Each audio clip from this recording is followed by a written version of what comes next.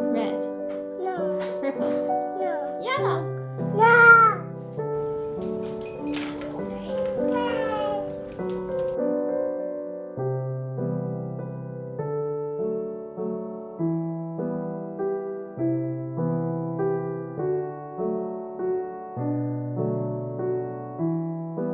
As a family of 8, there are just bound to be times, especially in the winter, when we are sick. Even though we try our best to take care of our bodies holistically, the way that God made us and our immune systems is just such that we are sometimes going to be under the weather. And this week was my kids' turn. Thankfully, my husband and I were not under the weather, so we were at close to our best to take care of little ones.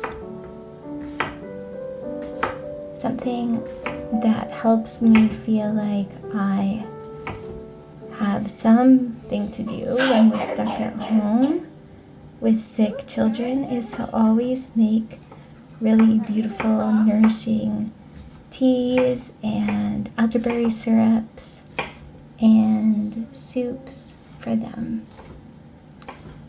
So I want to show you the basics of how to make something that I find to be really underrated for healing.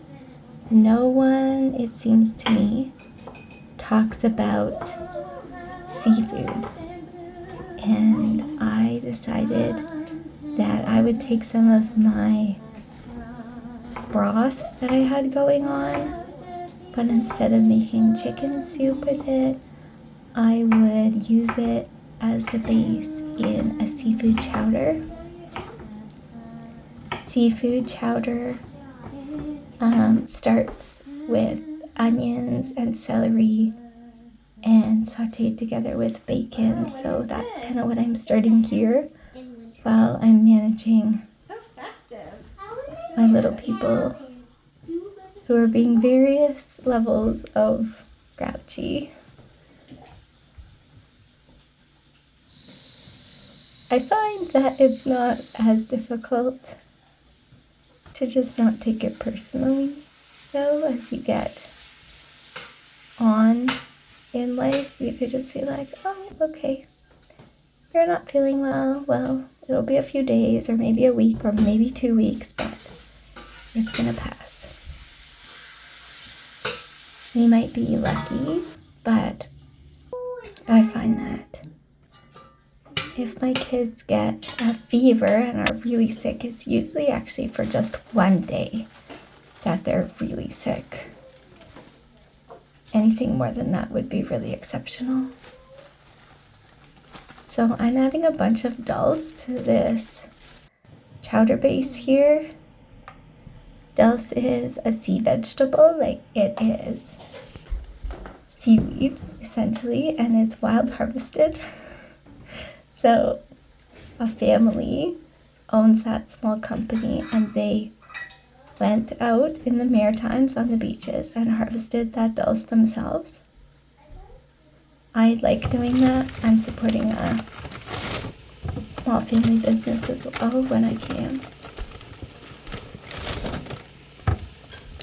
You can pretty much add whatever vegetables you like to seafood chowder, but I just always do the dulse and then the onions and celery, carrots and potatoes. That's my standard.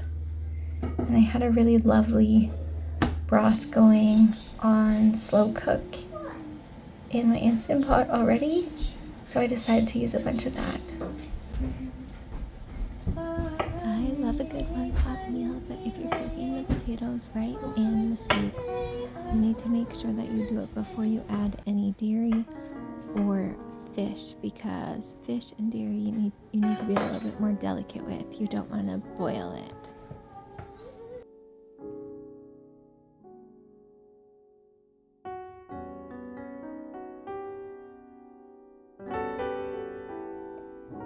The starch from the potatoes will help thicken and make the soup creamy, but I decided to also add a little bit of leftover cream cheese that I had and some cornstarch that I had from the Bob's Red Mill brand, just to make it nice and thick, because I know that's the way that my husband really loves it.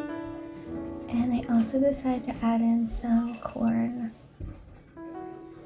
just because we had some going on in the freezer already.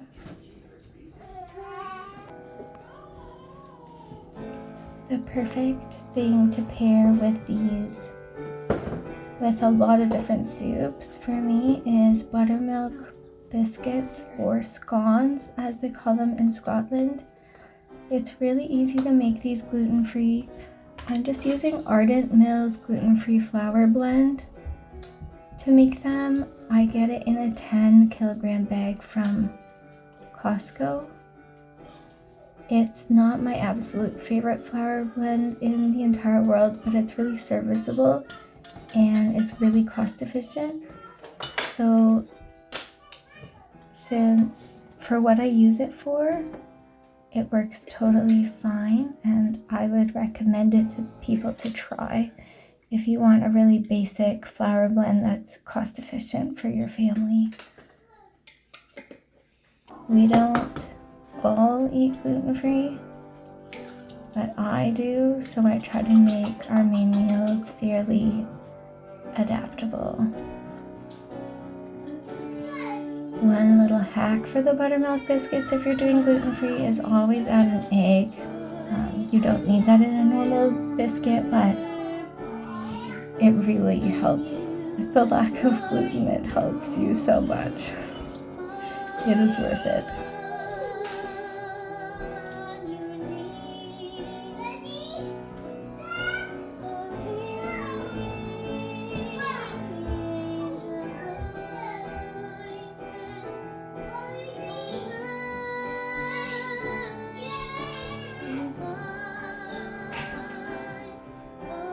Here I'm just cutting in the frozen butter.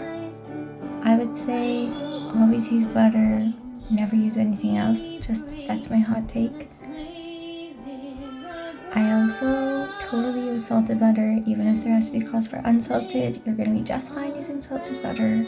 Reduce your salt a little bit maybe.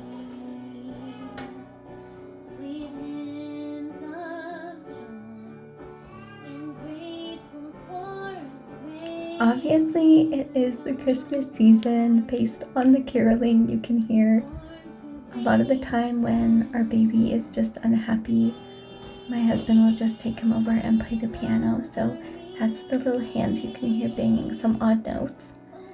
And I really love making music together. It's something that's important to us as a family. And it really does lift the mood even when people are sick and grouchy.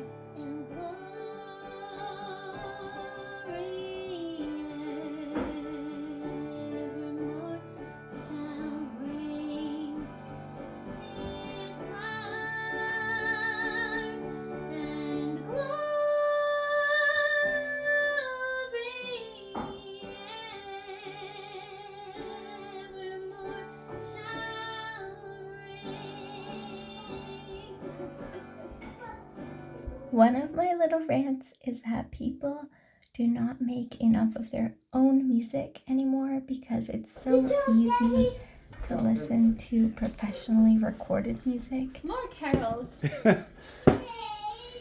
And I think that bringing back a little bit of live music and playing your own music and just singing should be something you should bring into 2026.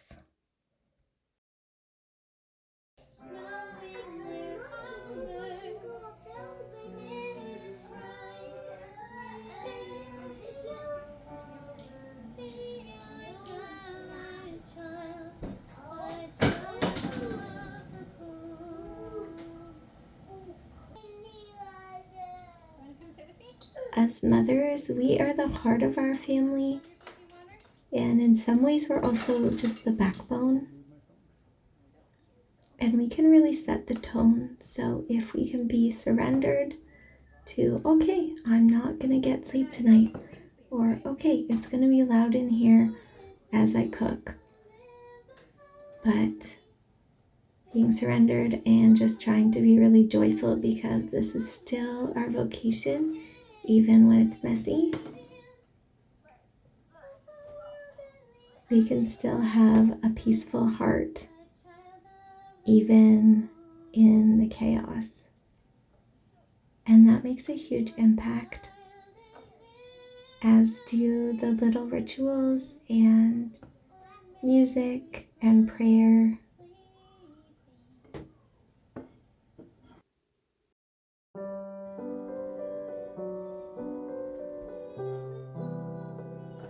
One incredibly powerful prayer, it's actually part of the surrender novena, and I'll link a little info about that below, but it's so simple, and it's just, Jesus, I surrender myself to you. Take care of everything. And when you're just having one of those days or one of those long nights with a baby, I highly recommend trying to pray that prayer, because it has helped me so many times, especially in the past year, dealing with breast cancer and pregnancy. My main takeaways today from this video are: eat seaweed, make live music, and pray the surrender novena. Couldn't be more random, but let me know if you try it.